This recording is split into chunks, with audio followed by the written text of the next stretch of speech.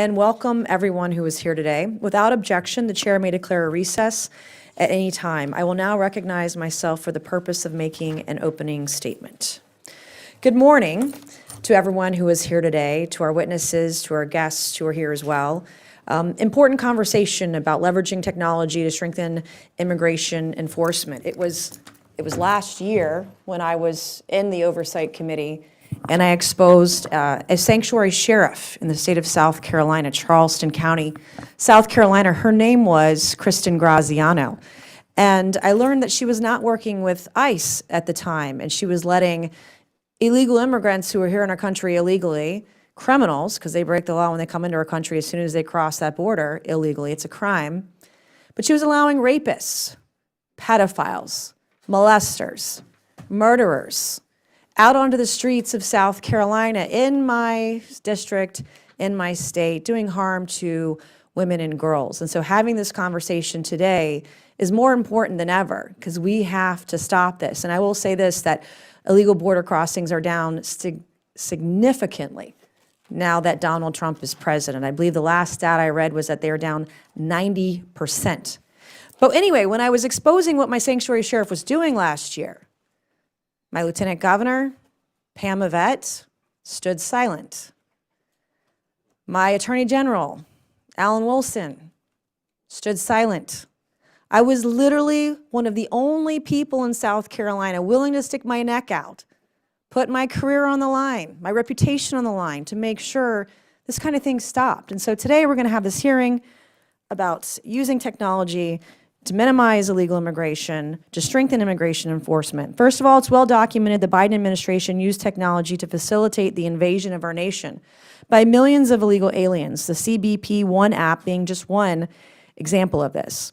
Today's hearing will explore how technology can help strengthen the enforcement of our nation's immigration laws. Cutting-edge technology enhances immigration enforcement and reduces risks for immigration enforcement officials.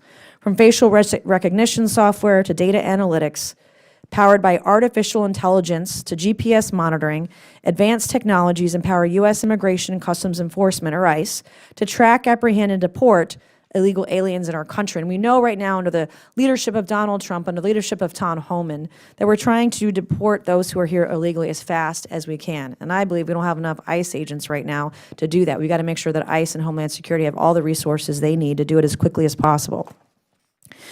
Tracking illegal aliens and identifying threats to the homeland allows ICE to more effectively enforce our nation's immigration laws and remove those who are unlawfully present in the United States. Former President Biden and his Secretary of Homeland Security, Alejandro Mayorkas, willfully and intentionally unleashed an invasion of illegal aliens into the U.S. from around the world. We had more people crossing illegally into our country that were on the terrorist watch list than ever in the history of the United States over the last 4 years. Illegal aliens shepherded into the country by the Biden administration include terrorists, murderers, rapists, pedophiles, cartel members, drug traffickers, sex traffickers, child traffickers, human traffickers. Not exactly the kind of people you want roaming the streets of our communities. By systematically dismantling President Trump's policies from his first administration, the Biden administration flung the border wide open for any and all who wish to enter here, the U.S., illegally.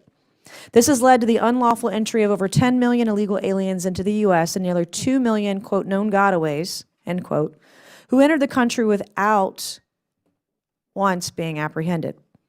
As of last July, there were over 646,000 illegal aliens with additional criminal histories running around free right here in the United States.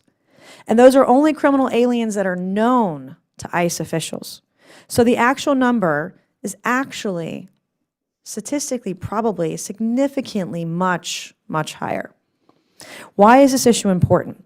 Why must we use all means at our disposal to identify, locate, and deport all illegal aliens in the U.S.? It's because the heinous nature of the crimes committed by those who enter the U.S. illegally and treat this nation as their own playground to get rich by selling human beings and illegal drugs while victimizing women and children. The most dangerous criminals include cartel organizations that control the border, who force women into indentured servitude or sex slavery to pay for their entry into the U.S. They subject children to child pornography. If you speak to law enforcement at the border, you'll hear about rape trees, where the underwear of women and girls brutally raped on their journey to America are hung like trophies. 10 years ago, I didn't even know what fentanyl was. And now I personally know multiple people who've died of a fentanyl overdose. We've all heard stories also of law enforcement who are doing investigations who are accidentally exposed to fentanyl, end up in the hospital, very sick. They're lucky they haven't died. The Biden administration shoulders the blame for the record deaths of the American citizens, the record number of illegal aliens, and the record profits for drug cartels due to fentanyl and human trafficking. And we're talking about numbers, about the amount of money that the cartels have made off of drug trafficking and human trafficking, tens of billions of dollars, easily north of 60 or 70 billion dollars. They're making money off the U.S. because we let them. To protect American citizens, we must undo the horrors caused by the Biden administration's immigration policies that rewarded criminal illegal aliens. A core component of this is the ability to track and monitor all illegal aliens in the country when detention isn't feasible for some reason. When used as part of the Alternatives to Detention, or ATD program, modern technology can be used to monitor illegal aliens within the country and assist with proper enforcement of U.S. immigration laws. When detention is not possible, these modern technologies can enhance security by monitoring and tracking illegal aliens to ensure they can be removed once a final order of removal is in place. The Biden administration, however, refused to use the ATD program as intended, frequently and prematurely removing illegal aliens from monitoring before a final order of removal was, and allowing them to scatter throughout the interior of our country and victimize American citizens. For example, at the Biden administration's direction, one of the illegal aliens who murdered Jocelyn Nungare, a 12-year-old girl from Texas, who was raped and strangled to death. This is Jocelyn Nungare. I hope we never forget her name. We never forget her face. We never forget the horrors she endured as she was 12 years old.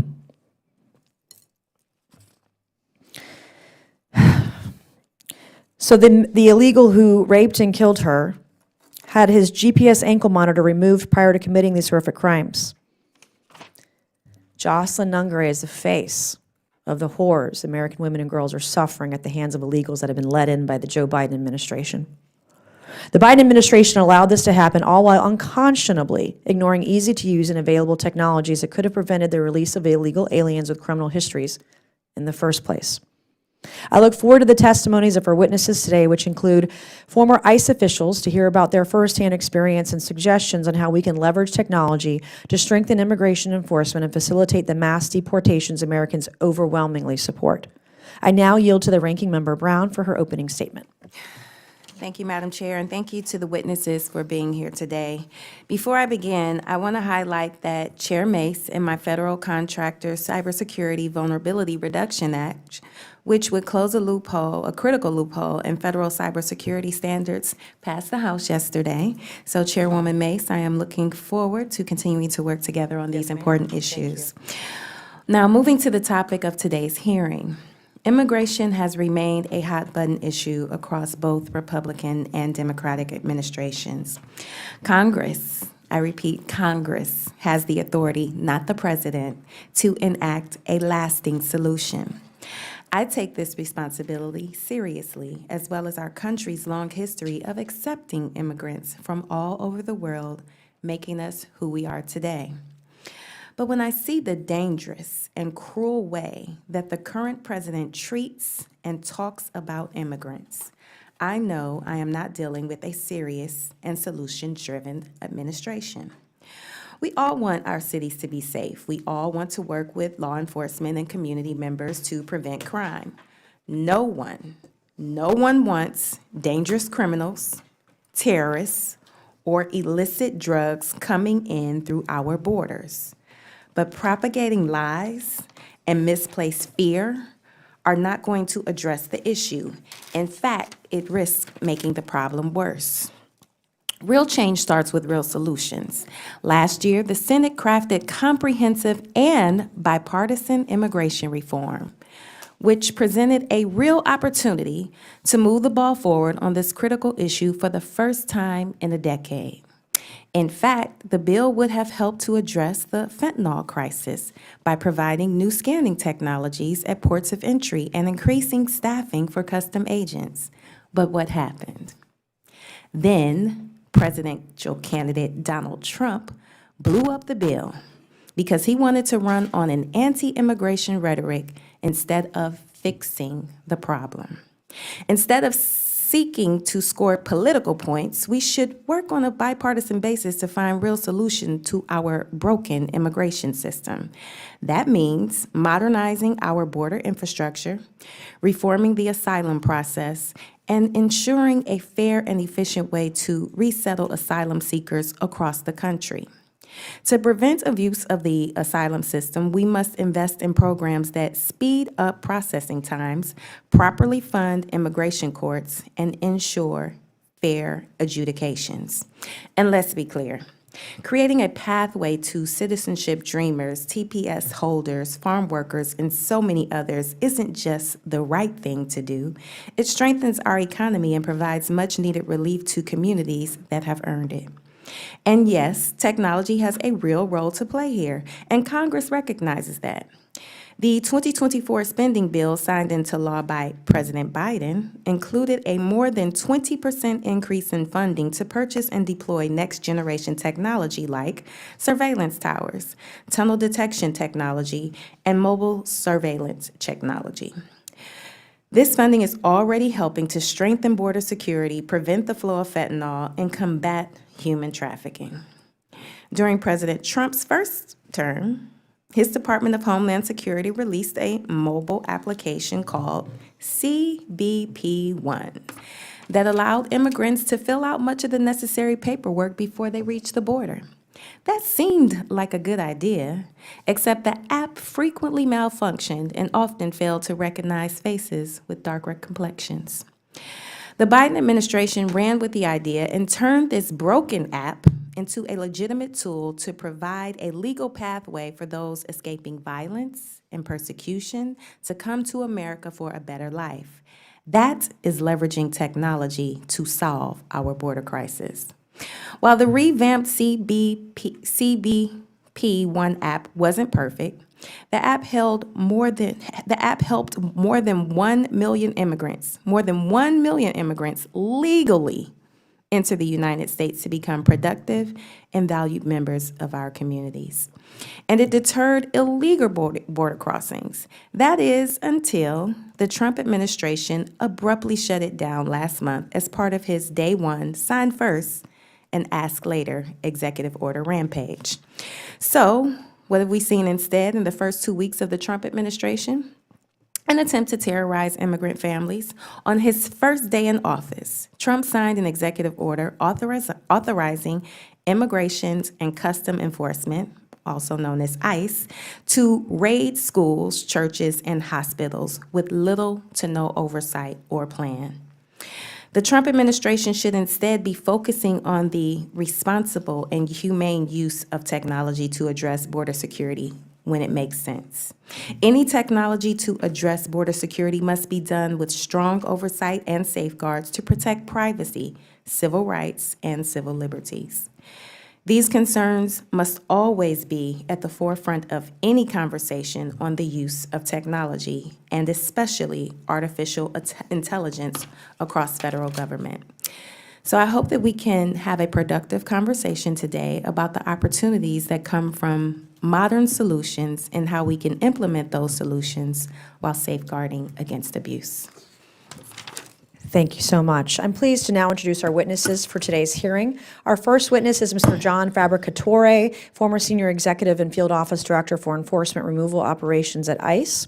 Our second witness is Dr. Doug Gilmer, retired Senior Law Enforcement Advisor and Special Agent in Charge for Homeland Security Investigations at ICE. Our third witness is Mr. Simon Hankinson, Senior Research Fellow for the Border Security and Immigration Center at the Heritage Foundation. And our fourth witness is Ms. Deborah Fleischaker, Principal Consultant at Blackbird Ventures, LLC. Welcome, everyone. We're pleased to have you this morning. Pursuant to Committee Rule 9G, the witnesses, if you'll please stand and raise your right hands. Do you solemnly swear or affirm that the testimony you are about to give is the truth, the whole truth, and nothing but the truth, so help you God? Let the record show that witnesses all answered in the affirmative. Thank you. We appreciate all of you being here today and look forward to your testimony. Let me remind the witnesses that we have read your written statements and they will appear in full in the hearing record. Please limit your oral statements to 5 minutes. Now, in front of you, as a reminder, please press the button on the microphone in front of you so that it is on and members up here can hear you. When you begin to speak, the light in front of you will turn green. After 4 minutes, the light will turn yellow, and when the red light comes on, your 5 minutes has expired, and I will ask you to conclude your remarks. I will now recognize Mr. Fabbricatore to please begin your opening statement. Good morning, Chairwoman Mace, Ranking Member Brown, and distinguished members. Thank you for the opportunity to speak with you today on the critical topic of leveraging technology to strengthen immigration enforcement. This issue is at the heart of national security, impacting us at every level from the border to interior enforcement. Border security and immigration enforcement are vital pillars of our nation's safety and security. Yet sanctuary states and cities often obstruct interior enforcement by cutting off ICE from essential data systems. This lack of cooperation, combined with outdated data infrastructure, leaves us vulnerable. We face mounting challenges such as human trafficking, violent illegal alien gang activity, drug smuggling, and the influx of lethal substances like fentanyl. Tackling these issues demands innovation, strategic thinking, and the integration of cutting-edge technology into our operations. With over 30 years of federal law enforcement experience, much of it spent on immigration enforcement, I am convinced that we will continue to face significant vulnerabilities without adapting advanced technological solutions and unconventional strategies. Technology must go beyond the borders, reaching interior enforcement by integrating advanced investigative tools into field operations. Streamlined data sharing across agencies, modernized communication systems, and increased funding for technology deployment are essential to improving efficiency, accuracy, and coordination. In the last 4 years, sanctuary jurisdictions have further exacerbated these challenges by denying access to critical data sources such as DMV records.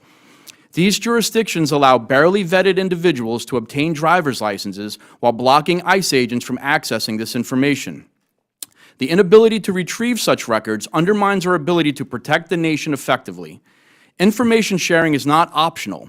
It is fundamental to actionable intelligence, analytics, and a unified response to today's threats. For example, in the past, my team used tools like the Eagle Direct Identification Environment, or simply called EDI, a mobile system that links portable fingerprint readers to ICE databases via smartphones. This tool allowed my team to identify heroin dealers in Denver who falsely claimed to be U.S. citizens but were in fact Honduran nationals. Quick access to database information enabled us to remove these dangerous individuals from the community. However, the effectiveness of the tool depends on the quality and integration of the data in our systems, a glaring issue that underscores the urgent need for modernization. The time to act is now. We need a new data platform that are agile, robust, and equipped with advanced machine learning and cloud-native capabilities. These systems can reveal unseen relationships, identify patterns, and provide actionable insights, giving agents the tools to target and apprehend with precision. A significant focus must also be placed on integrating case management systems that track operations through the enforcement lifecycle. Officers should be spending their time on the streets safeguarding our communities, not stuck behind desks wrestling with disconnected, antiquated databases. I have seen the consequences of a fragmented approach. After 9/11, the whole of government strategy for information sharing proved successful. However, over time, we have regressed into siloed agencies that are hesitant to collaborate. This reluctance has led to serious national security gaps, evidenced by what occurred under the last administration. The rampant flow of illegal drugs like heroin, methamphetamine, and fentanyl across our borders, and a persistent prevalence of human trafficking operations. A unified response is non-negotiable. ICE must have real-time data sharing capabilities with federal and state agencies to increase efficiency and improve targeting. Emerging technologies from the private sector also hold enormous potential to revolutionize immigration enforcement. By leveraging automation software for high-volume targeting, building advanced analytics platforms, and integrating working leads management systems, we can maximize productivity and enable officers to focus on their primary mission: stopping national security threats, apprehending criminal aliens, and enforcing the immigration law. The threats we face are not static. They are dynamic, interconnected, and constantly evolving. To address these multifaceted challenges, we must adopt proactive technology-driven solutions. This is not simply an operational necessity, it is a moral imperative. If we are to enforce immigration law, eradicate fentanyl, disrupt human and sex trafficking operations, and ensure the safety of our nation, Congress must prioritize investment in technology and expertise. By working together, we can create immigration enforcement framework that is responsive, efficient, and effective. Thank you once again, and I look forward to questioning and your questions and working alongside you to safeguard the future of our nation. Thank you. I will now recognize Dr. Gilmer to please begin his opening statement.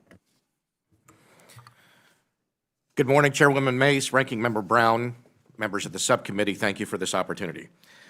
I'm Dr. Doug Gilmer. I'm a 35-year veteran of law enforcement with the majority of that time spent with ICE HSI. My career is focused primarily on two areas: national security and human trafficking.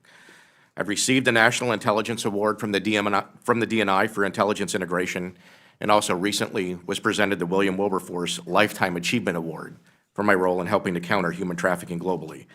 I retired from HSI in August of 2024, where in my last role I served at the DHS Center for Countering Human Trafficking.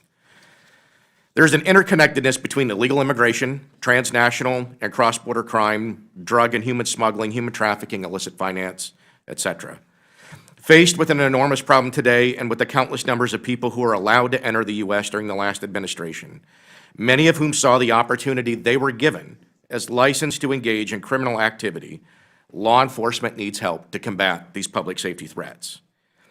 If we first identify its intended outcomes, technology can aid in targeting threats, identifying trends, patterns, identifying victims, and analyzing vast amount of data quickly, allowing for a faster, more efficient law enforcement response, while also protecting personally identifying information. Technology can improve productivity, mitigate risks, improve morale, and reduce fatigue.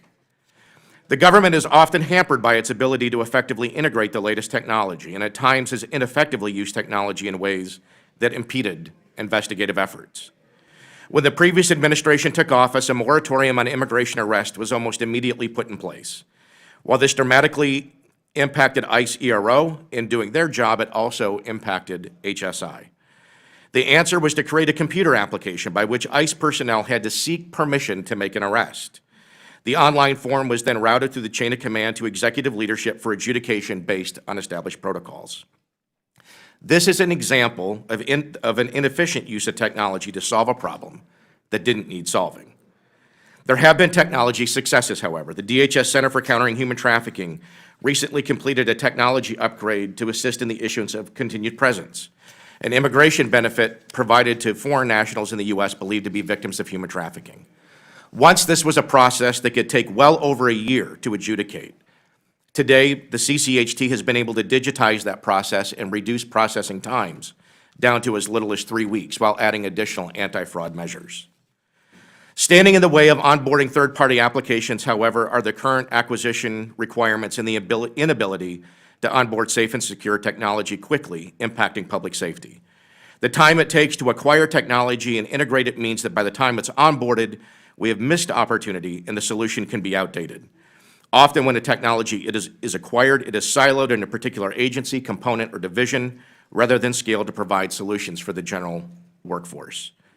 Sometimes the issue is a matter of acquisition priority. For instance, in my last assignment, we only had about 5 Eddy machines for HSI personnel statewide.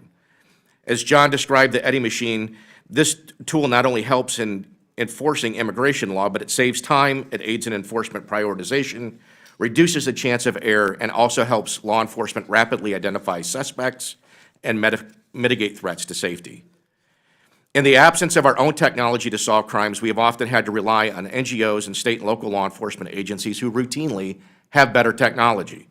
Not only is this time-consuming, but the ability to do so relies solely on personal relationships, and it places an additional burden on those groups to assist. In some cases, technology and processes are already in place but aren't scaled to meet contemporary requirements. In some cases, we own the technology but are not allowed to use it out of privacy concern. Facial and pattern recognition technology is one such tool.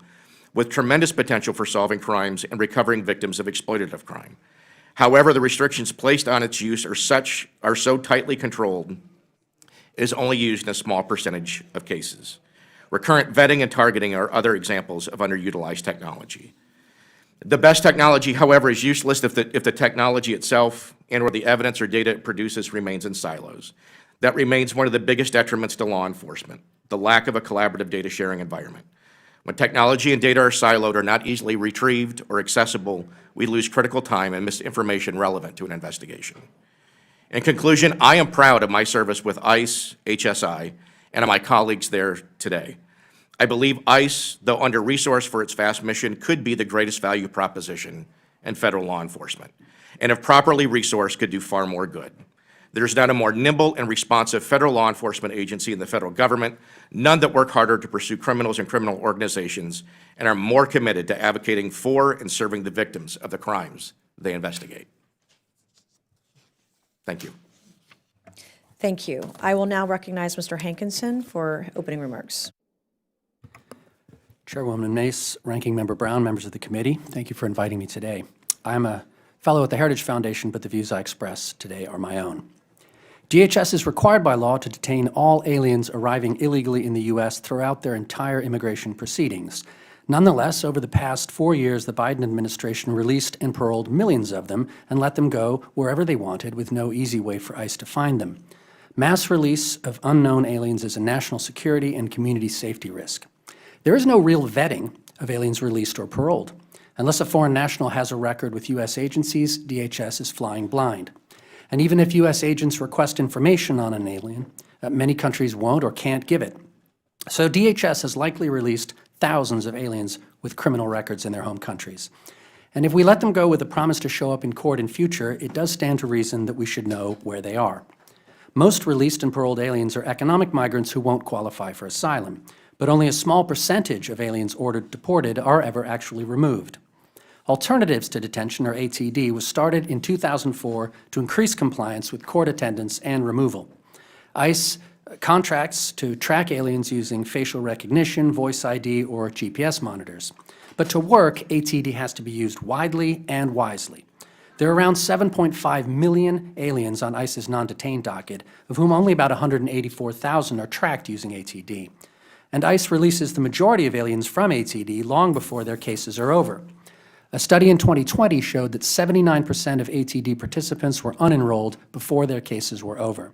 And worse, for those that did stay in the program for their entire case lifetime, 85% absconded from ATD.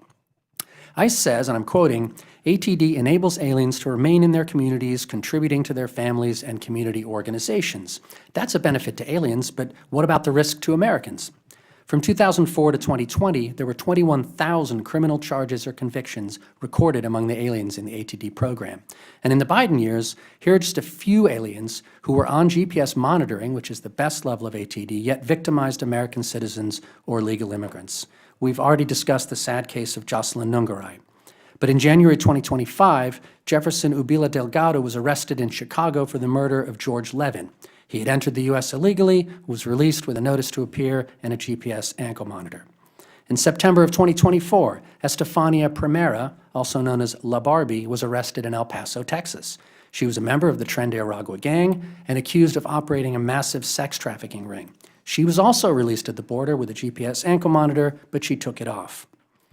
And in February 2024, Diego Ibarra, the brother of Lake and Riley's murderer, Jose Ibarra, was released with a GPS ankle monitor, but he cut it off and moved from Colorado to Georgia and lived there without molestation.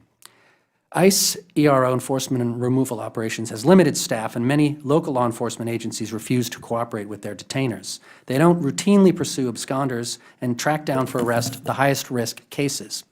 There are roughly 430,000 aliens on the non-detained docket who've been convicted of crimes, but ICE's target in 2024 to remove them was only 29,389. And to make it worse, under the Biden administration, ICE resources were diverted from the mission, which is enforcement, to providing social services.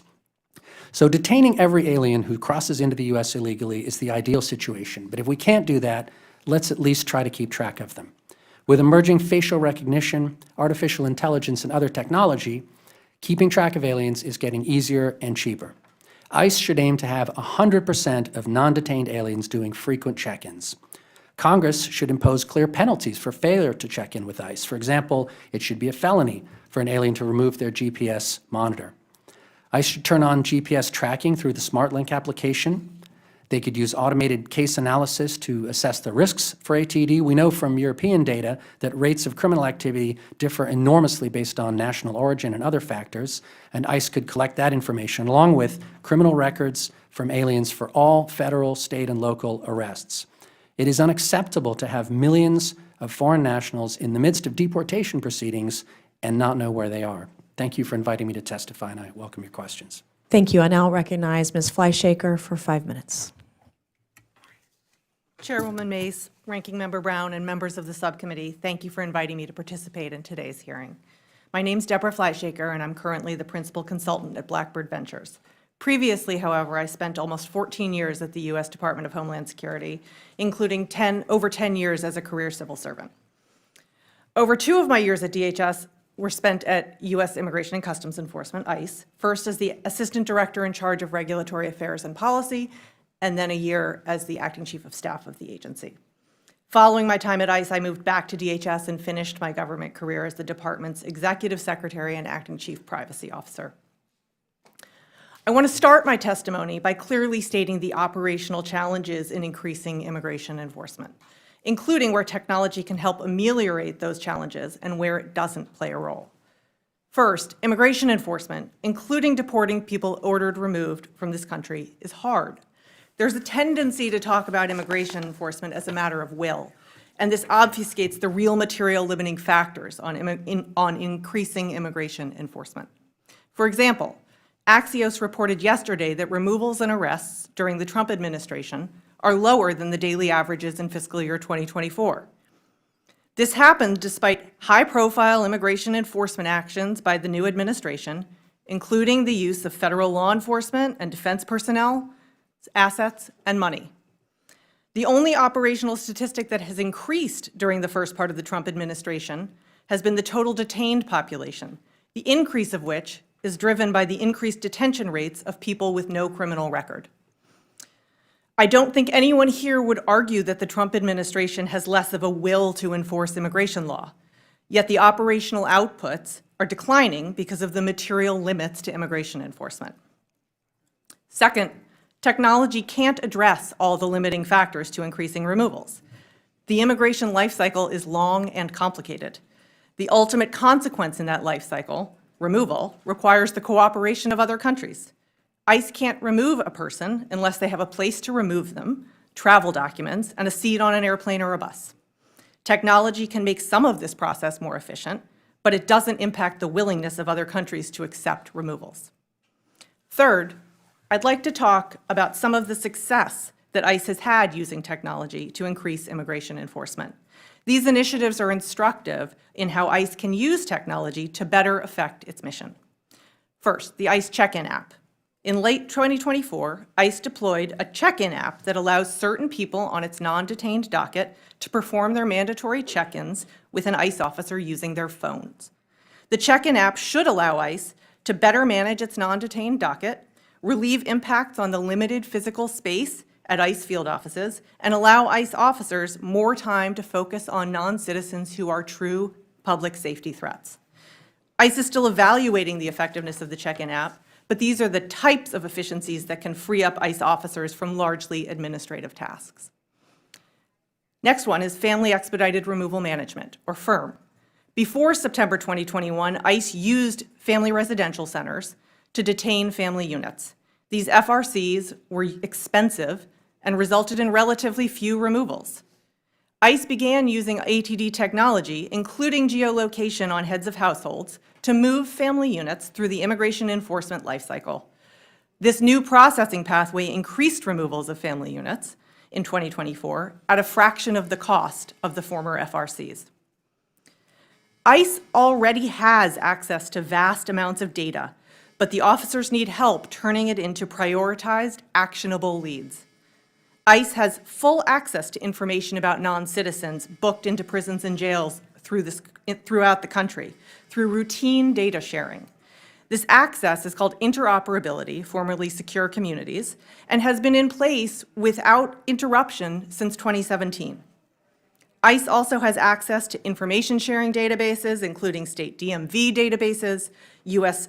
National Crime Information Center, and a variety of gang databases. Access to additional data is not the limiting factor in ICE's immigration enforcement mission. All of its access already provides vast troves of information. ICE doesn't need additional data to do its job, but it does need help analyzing, sorting, and prioritizing the data to which it already has access. Technology can and should help ICE focus on public safety and national security threats, instead of people who happen to be in the wrong place at the wrong time. This sort of technology assistance would support the ICE workforce, achieve greater efficiency, enhance compliance, and reduce costs by providing enhanced case oversight, intelligent decision support, and streamlined check-ins and reporting for the non-detained population. Thank you for the opportunity to testify on this important topic. I'd be happy to answer any questions you might have. Thank you. I will now recognize myself for 5 minutes of questions. A couple of weeks ago, I went on my first ICE raid, and I got to see ICE and Homeland Security and other agencies and agents come together, different field offices come together to find this guy who a week prior had like a brick of fentanyl or a portion of a brick, enough to kill 1,000 people. It was a lot. But one of the things that I learned there was that in the Biden administration, those agencies weren't actually able to work together. They weren't allowed to do that work together to deport those who are here illegally. And I learned a lot during that. But Dr. Gilmore, I want to ask you my first question. Something struck me in your testimony this morning. You're talking about restrictions on data. Can you talk a little bit more about that? Some examples, like I guess it was maybe biometric data.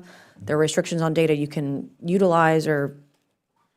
Yeah, so we have advanced technologies, facial recognition technology, pattern matching technology that could be used to solve a vast array of crime and can be used to identify victims of crime, especially minor victims of child sexual abuse material, human trafficking victims, that type of thing, who often live in the shadows, right? But that technology is so tightly controlled out of fear of privacy that it's only used in a very small percentage of cases. There's been a lot of fear that has been allowed to grow around that technology, I think often by people who don't really understand the technology and don't understand the fact that we can utilize that technology while also putting in proper safeguards to protect privacy, ethics, and civil rights. And silos, some examples of silos that you mentioned. Again, a lot of that technology is siloed into different components or divisions. It's not rolled out through an enterprise solution to the agency. Different components within DHS, our systems don't talk to each other. I mean, we have a hard enough time talking between HSI and ERO, between our systems, much less bringing in CBP, TSA, Border Patrol. And when that data is siloed within those particular components, it's very easy to miss things because you can't access the data and operationalize that data. And then my next question is really for everyone. Can you speak to how the Biden administration used technology to facilitate the invasion of illegal aliens into the country? Yes, ma'am. For one, CBP One app, I believe, was definitely misused by the Biden administration to allow people to come in. And that was one technology that was developed out of something that it shouldn't have been used for. I think it was a go-around around Congress to allow people to enter the United States. And we've seen a lot of those cases that have entered on the CBP One app show up as criminal aliens, in the arrests that we've made. How's the app used? How is it Yeah, used? how's it used to do that? Well, what we've seen, especially the fraud from that, is that the cartels were actually using it down in Mexico and having people sign up through them to then get on the CBP One app and get around, being able to go through. So the cartels were actually making money off of the CBP One app. That's insane. Dr. Gilman? Yeah, I echo everything that my counterpart just said. I don't have as much experience with the CBP One app, particularly because my focus was with HSI and primarily on criminal investigations. But even within HSI, we saw the misuse of the CBP One app by those subjects that we did encounter, oftentimes subjects of criminal investigations. The cartels using cartels. CB1 app to get people into this country illegally. And we know this. We know this, and we allowed it to happen. Mr. Hankinson? In terms of numbers, that nothing is more extreme than CBP One. There was also the programs for specific countries, which obviously had to use technology to enroll people in the first place. There was a lot of diversion or there was some diversion of ICE money to programs like the case management pilot program and the young adult case management program, I think it was, that were essentially providing social services instead of enforcement operations, and I'm sure that had to be facilitated by the use of the technology that they had. I'm certain that they did. Thank you. I will now yield 5 minutes to Representative Brown. Thank you, Madam Chair. When strong privacy, civil rights, and civil liberties protections are in place, technology can be a critical tool in immigration enforcement.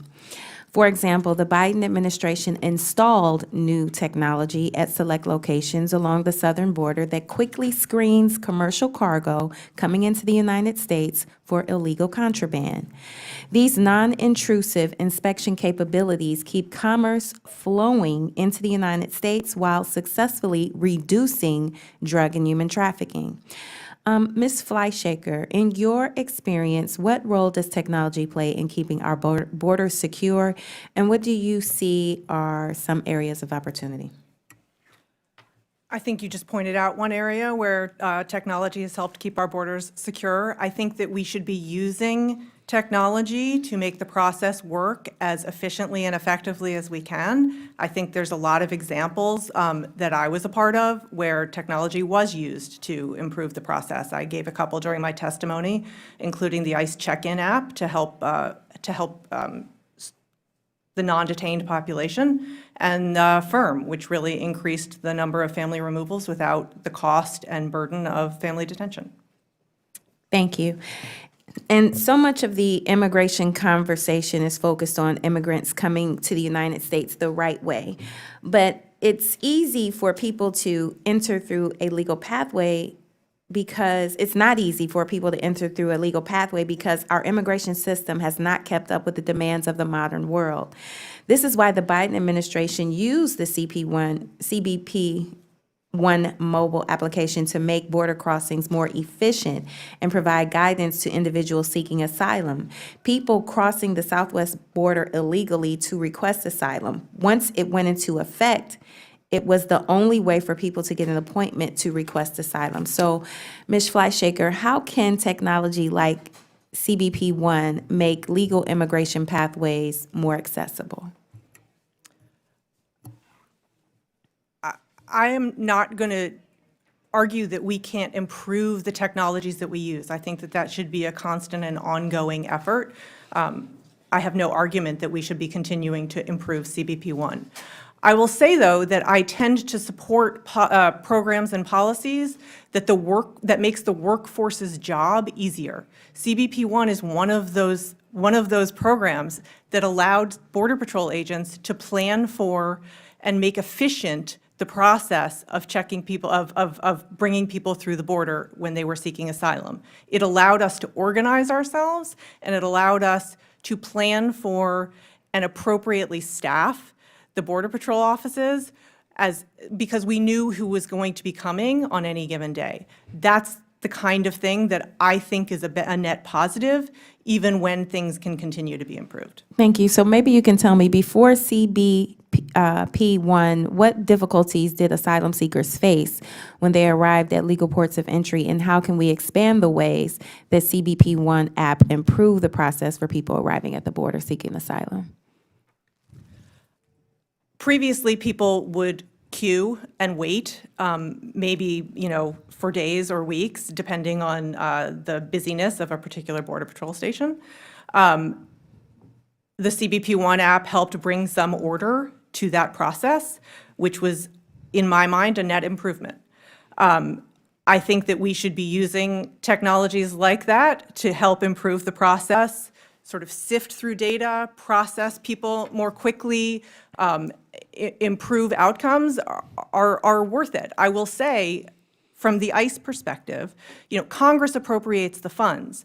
Data modernization funds at ICE are often cannibalized because for the more pressing needs, such as detention or ATD, right? So we need those funds. The ICE needs those funds, but often those funds don't get used for the appropriated purpose because there's more pressing immediate needs. Thank you. And one of the first things that President Trump did upon taking office was discontinue the use of CBP1 and cancel all existing appointments. So can you tell us what are some of the immediate effects that this will have on the country's immigration challenges? So I want to be careful. I'm no longer with the department, so I didn't get to witness exactly what happened when the CBP1 appointments were canceled. But as people will come to the border, they'll no longer have appointments. They will no longer be pre-screened and vetted. And it, I believe, should increase confusion, time in processing, and potential lines to get in. Thank you. My time has expired. Thank you. I'll now recognize Representative Boebert for 5 minutes.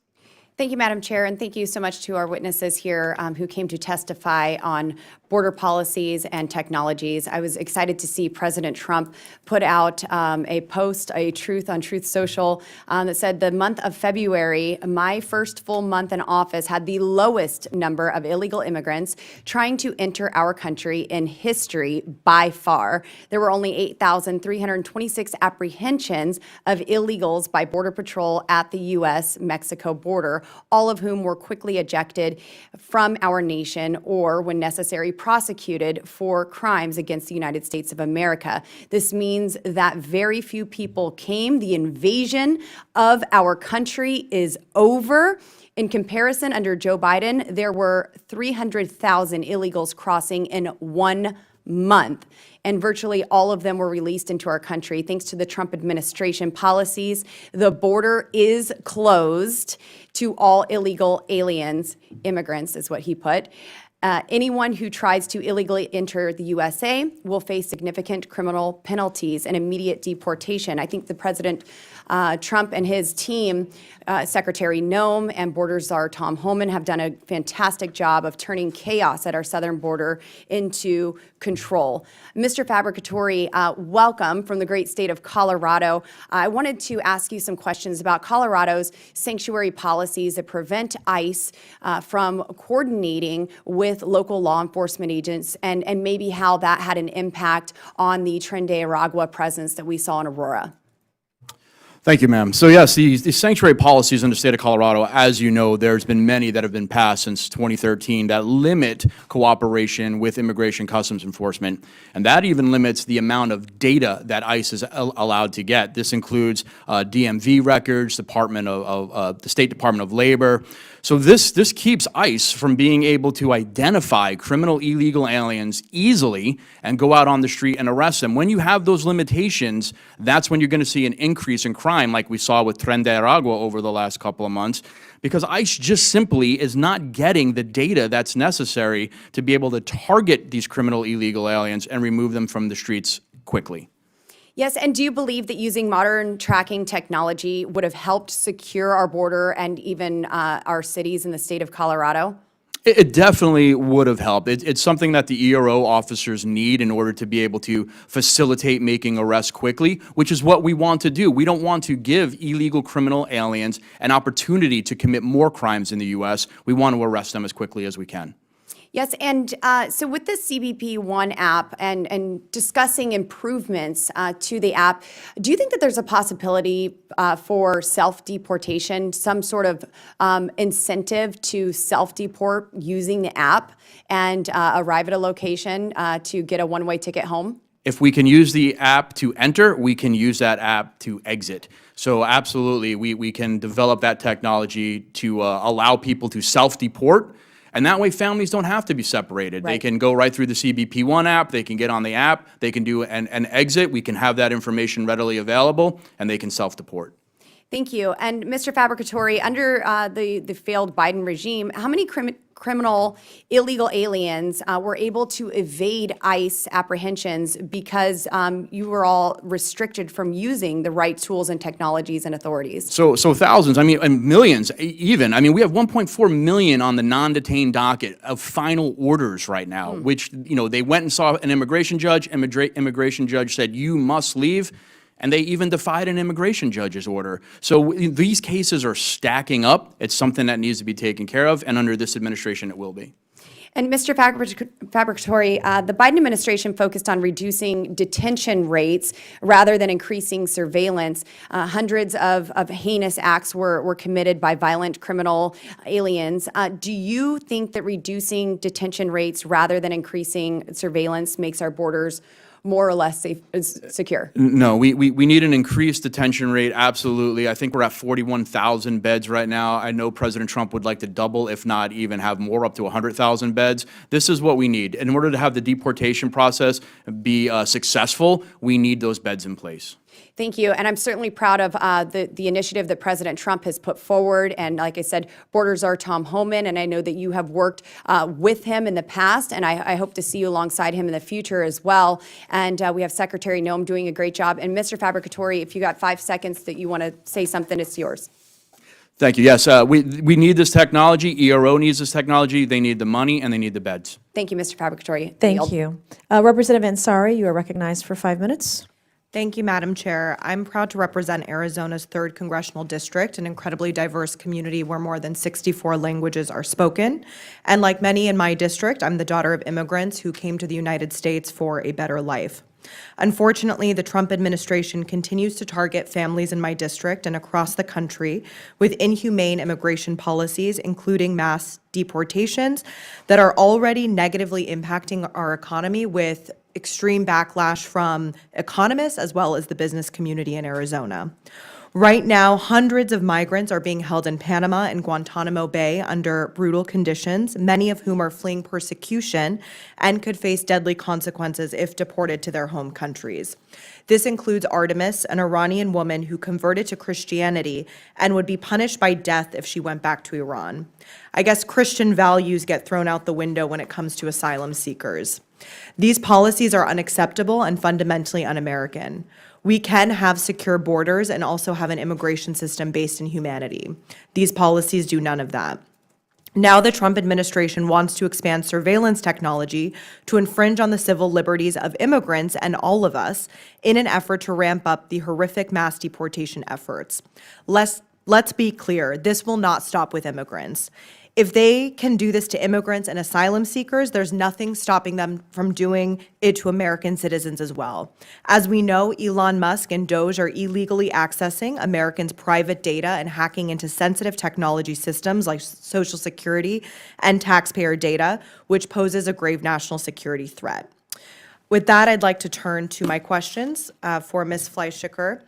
In your opinion, does ICE have the capacity to conduct mass arrests and deportations and ramp up its use of technology without relying on outside contractors? I think ICE has a huge reliance on outside contractors. It has the capability of developing much of this technology itself, but it needs the funding and time to do that. I think that there is a very clear pipeline between ERO and the private prison industry that I don't think ultimately serves immigration enforcement, ICE, or the country. Speaking of the pipeline between the work and the private prison industry, there's been some talk about the need to ramp up from the 41,000 beds. Can you talk a little bit more about what the numbers could look like and what the profits or benefits could be to the private prison industry if this administration is able to fulfill all that it wants to do when it comes to mass deportations? Again, I'm not part of the administration, so I can't speak to exactly what their plans are. Detention is very expensive. It is the largest expense in the ERO budget, and detention beds cost a lot of money. Congress appropriates that money. ERO has been above the congressionally appropriated number for years. So it really isn't a matter of ERO not doing what it's being asked to do. It has done it. ERO, ICE, does not have those beds. It will need to purchase, rent, lease them, mainly from private prison companies. That's going to be an enormous funding source for them. Thank you. Ms. Fleischaker, would it be dangerous in your view to allow unaccountable private security contractors to run immigration enforcement? Of course, accountability and oversight is absolutely necessary to any contract that we would sign. As you stated very eloquently, immigration enforcement, privacy, civil rights, civil liberties don't need to be in opposition to one another. They can work in concert, and it's very important that we have the appropriate mechanisms to do that. And finally, are you concerned that a rapid scale-up of detention facilities could mean that DHS cuts corners, fails to impose appropriate guardrails, such as vetting contractors, protecting human rights, and ensuring fair and competitive bidding processes?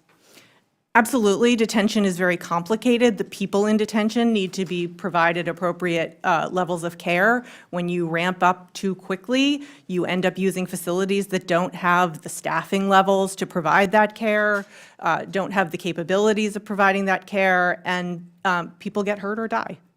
Thank you so much. I yield back. Thank you. I now recognize Representative Burleson for 5 minutes. Thank you, Chairwoman Mace, for having this important hearing.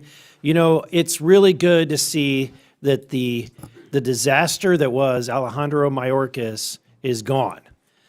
He's a disgrace. I'm glad he was impeached, and he will forever have a stain on the history of the United States and the scourge that he allowed to ensue. But he lied to us multiple times.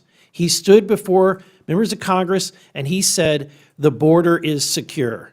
Well, I ask you, Mr. Fabbricatore, Dr. Gilmer, was that true? It was absolutely not true. The border was not secure. It was not secure, and it was made less secure. Okay. Then he went on to NPR, okay, and he had an interview just this year in which he said that the border, the border is now more secure under the end of the Biden administration than it was in 2019. Is that true? No, it's not true. The border is more secure with this administration that's in place. I echo my colleague. Okay. Then my other question is that he also said that to truly secure the border, that they were doing the most that they possibly could do as an executive branch, that Congress had to act. Now we've heard that again and again, but the data and the facts dispute otherwise, right? So, is it the only difference, or is Congress the only one that can make a difference, or can the president actually make a difference? The president can absolutely make a difference. It's about attitude and effort. This president, President Trump, is putting in the attitude that's needed to say the border should be secure, and he's putting in the effort. It's something that the last administration did not do. They didn't have that attitude. They wanted people to come in, and they did not put in the effort. Again, I echo my colleague. We have laws on the books. We have Title VIII, which is our immigration law. It's the huge volume that my colleague and I had to virtually memorize early in our careers. While maybe it hasn't kept up with the current state of time, It's still pretty clear, it's still pretty clear. and it's still illegal. It's still Yes, and it's actually not a bad piece of legislation. It just hasn't kept up with the times. And if we were allowed to enforce those laws in the way that, in the manner and spirit in which those laws were written, we'd be much more effective. Let me ask this. Was the CBP1 app effective, or was it a disaster? It was a disaster in the way that they used it. The CBP1 app was not meant to be used for what it was used for under the Biden administration. It was supposed to be used for bringing in goods and traffic and other things. The way that they used it, I believe, was an end run around Congress. Okay. Is there any technology that you would advocate for that would help, ICE do its job? There's a lot of technology that's out there, and I think it's important that we bring this technology forward and we allow ICE agents to actually use some of it to see what's the best that we would need. When we're looking at the CBP1 app and how it was used, there may be technology within that we could have used. It's just how the application was actually used and what it was used for. I know that with the advent of AI, it may open up some opportunities to dig deeper into people's backgrounds and their histories. AI is going to definitely be groundbreaking for us, but we're always going to need that human element, because getting human intelligence out of someone else right now is not easily done just with AI. You still need that case agent to be able to look in the eyes of the person that's sitting in front of them to develop that human intel. I agree.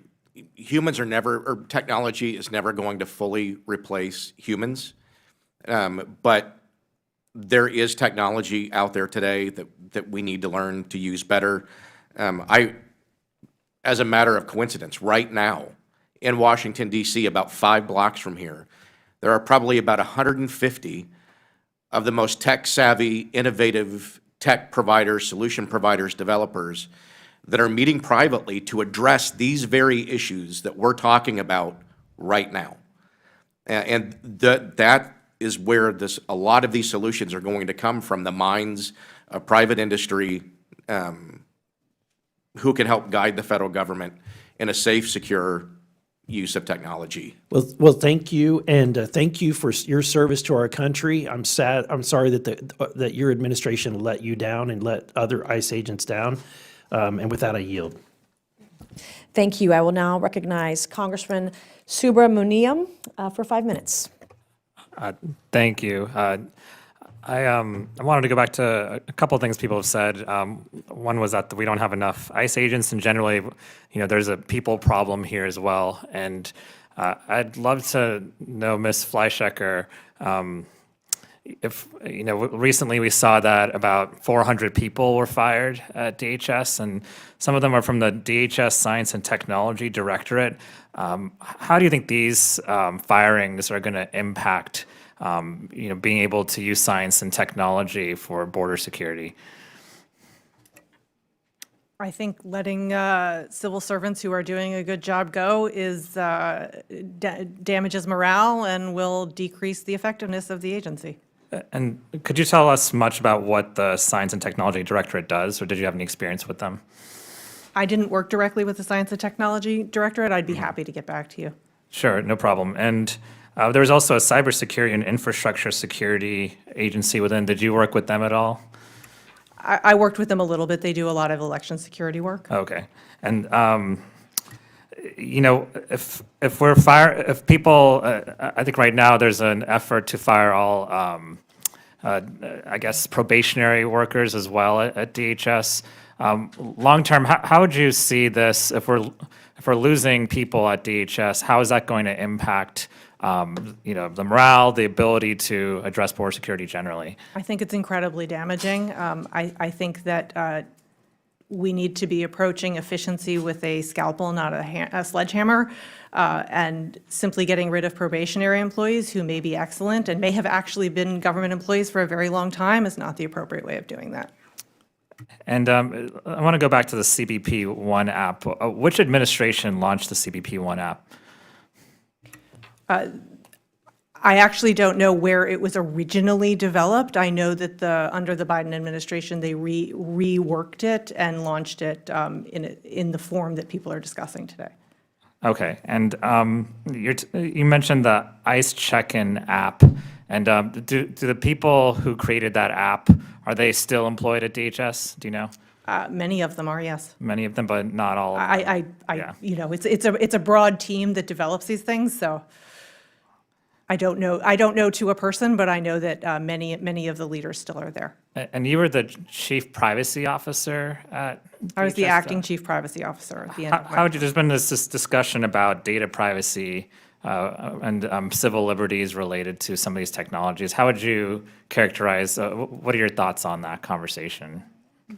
There are laws, regulations, and policy that are in place that make clear that privacy is important. There are processes that the department follows to ensure that privacy is being protected when new programs or technologies are implemented. I think that is an important part of oversight and care that we can take in making sure that the technologies and the programs that we deploy are used as we want them to be used and there aren't unintended consequences. Thank you. I'm going to yield my time to the ranking member.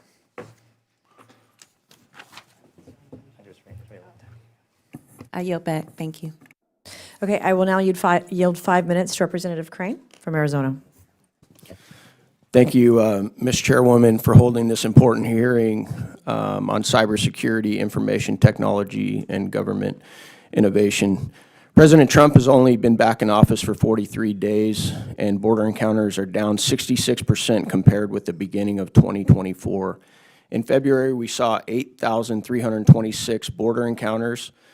That number reached 189,913 in February of last year under Biden. Last week, single-day border apprehensions hit a 15-year low. President Trump and our new leadership at the Homeland Security Department are equipping Border Patrol agents and law enforcement to do their jobs. We were told by so many people on the right and the left just last year that the solution to our border crisis was a bipartisan border deal. Biden and border czar Kamala Harris blamed Congress for continued border failures. Meanwhile, President Trump restored order and security almost immediately. I next want to take an opportunity to correct the record real quick. My colleague, Ms. Brown, said that she was talking about the cruel way that the president talks about immigrants. I'm pretty sure, Ms. Chairwoman, the president actually married an immigrant.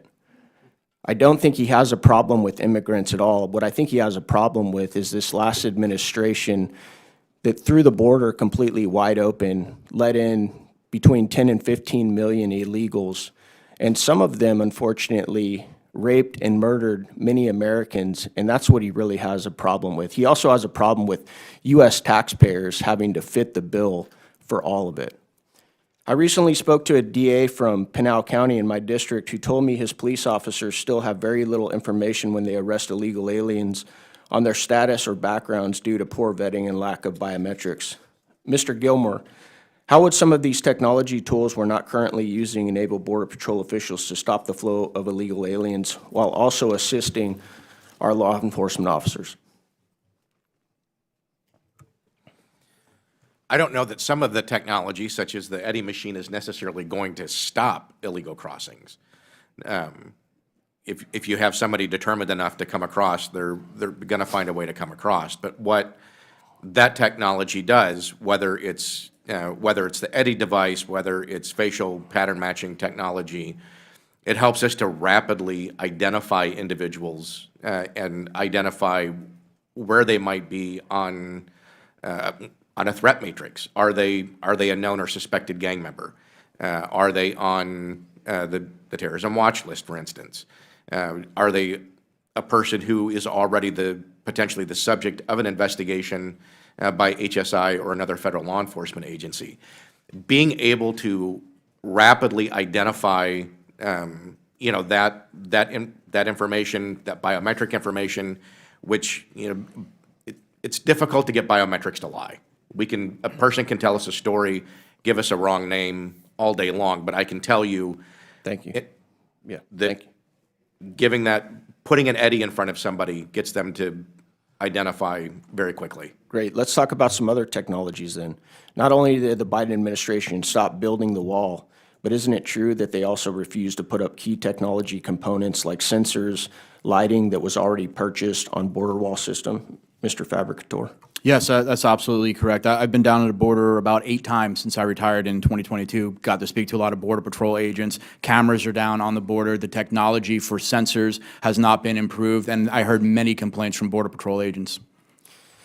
Is it true that the Biden administration also banned the use of DNA testing so that agents could no longer know if children belonged to the adults they were with or if they were being trafficked, Mr. Fabbricatore? Unfortunately, that is very true.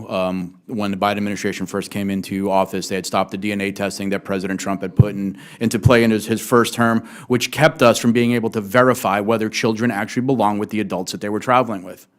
Thank you.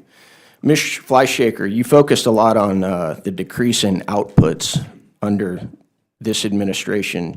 You cited in your testimony that Axios reported yesterday the removals and arrests during the Trump administration are lower than the daily averages in fiscal year 24, and then you go on to give some statistics. But isn't it true, ma'am, that some of the data going down might have something to do with the fact that the flow of illegals trying to come into the country is down as well? I can only go by, I'm not in the administration, I can only go by what's reported. But do you know that the flow is down because people now know that our border is secure? Very quickly. I would state that the flow has been decreasing for a number of months. Thank you. I yield back. Thank you. I'll now recognize Representative McGuire for 5 minutes. Thank you, Chairwoman Mace, and thank you to our witnesses for being here today. The American people have suffered from the Biden-Harris administration's failure of keeping the American people safe at home and abroad, and especially at our southern border. Because time is an issue, I want to go real fast with 4 yes or no questions.